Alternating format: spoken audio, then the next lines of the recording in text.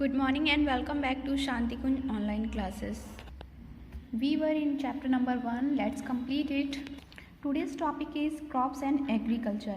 When a plant is grown in large quantity for food, fiber, medicine and other human needs, it is called a crop. तो जब हम plants को बहुत ज़्यादा तादाद में लगाते हैं फूड के लिए, फाइबर, मेडिसिन या फिर इंसानों की और किसी ज़रूरत के लिए, तो उसे हम क्रॉप कहते हैं यानी फसल कहते हैं.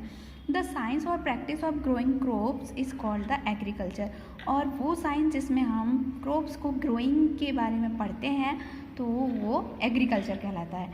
Different crops grow in different types of soil. अलग अलग तरह की मिट्टी में अलग अलग तरह के क्रॉप्स होती हैं और साथ ही क्लाइमेट एंड सीजन भी उसके लिए ज़रूरी होते हैं.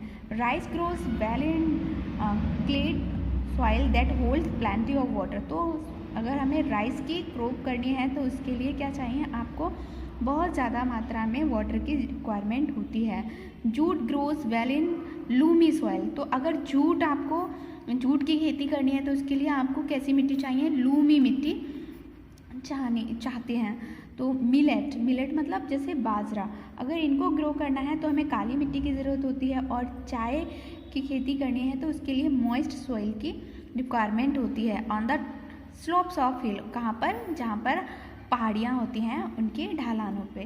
Crop grown in India. तो भारत में किस टाइप की फसल होती है. In India there are 2 main season for growing crops. तो भारत में फसल को बड़े करने के लिए 2 मेन सीजन की रिक्वायरमेंट होती है. Crops like wheat, lentils, mustard, grams are sown in winter season and the harvested in spring season. तो इनको क्या करते हैं, जैसे गेहूं की खेती वगैरह है, इनको करने के लिए हम लोग क्या करते हैं, इसे विंटर सीजन में सोन करते हैं यानी बोते हैं. और हार्वेस्टेड यानी कटाई कब करते हैं, स्प्रिंग सीजन में.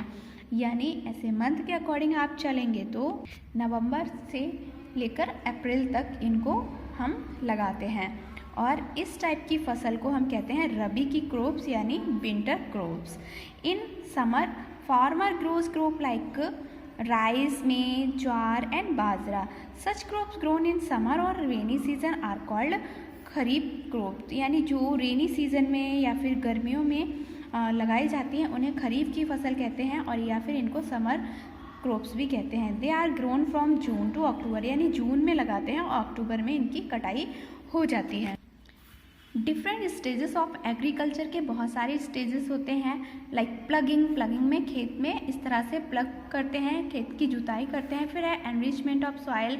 फिर मिट्टी में क्या होना चाहिए कि किस टाइप से फर्टिलाइज़र वगैरह होने चाहिए, उनमें हम क्या करते हैं urea, super phosphate, ammonium sulphate और नाइट्रेट मिलाते हैं. तब हमारी जो फसल होती है, क्रॉप्स होती है, बहुत अच्छी मात्रा में निकलती है.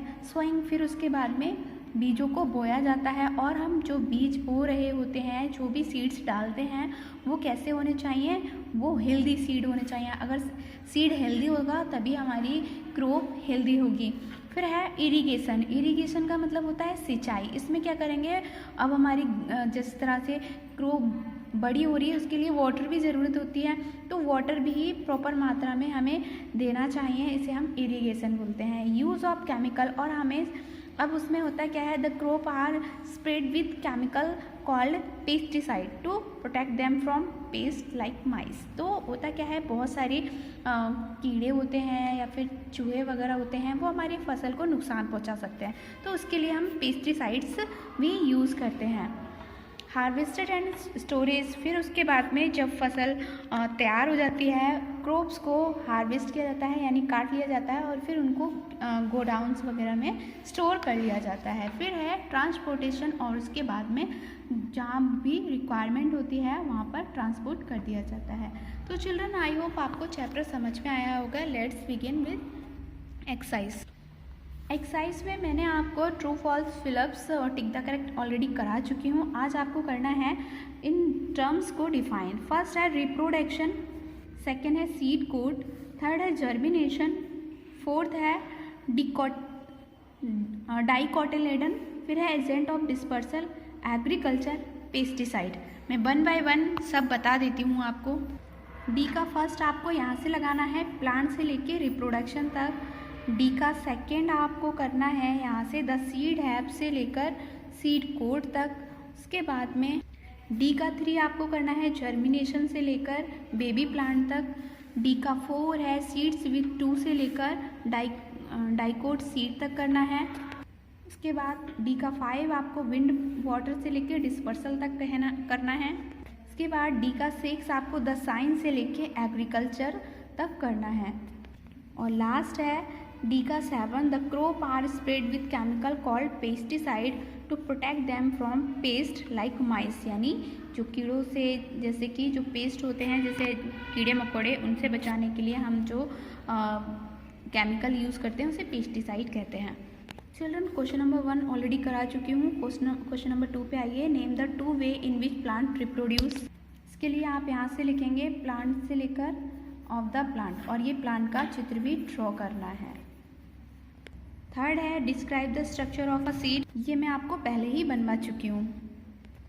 फोर्थ है explain how seed are dispersed by wind and water, तो इसके लिए आप लिखेंगे डिस्पर्सल बाय विंड, और उसमें आपको सम सीड से लेकर लाइट एज डस्ट करना है। फिर लिखेंगे डिस्पर्सल बाय वाटर, और उसका आंसर यहाँ से लेकर वाटर तक करना है। 5 है how do animal help in the dispersal of seed, तो इसका आंसर आप यहाँ से लिखेंगे बर्ड्स एंड सम एनिमल से लेकर सीड ऑल्सो गेट डिस्पर्स्ड।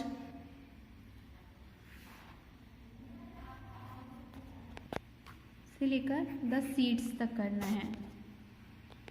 6 है how do plant reproduce from stem and leaves, इसके लिए आप यहाँ से लिखेंगे ऑनियन गार्लिक से लेकर बल्ब तक, और फिर उसके बाद में आपको लिखना है ब्रायोफाइलम से लेकर न्यू प्लांट, और ये वाला चित्र भी आपको ड्रॉ करना है। लास्ट प्रश्न है differentiate between rabi and kharif crop, इसके लिए आप यहाँ से लिखेंगे वीट लेंटाइल से लेकर विंटर क्रॉप्स, फिर लिखेंगे राइस मेज से लेकर समर क्रॉप। ऑलराइट चिल्ड्रन, यहाँ पर हमारा चैप्टर फिनिश्ड होता है, और आपको ये होमवर्क में अच्छे से कर लेना है। नेक्स्ट लेक्चर में फिर मिलते हैं। Till then bye bye, take care.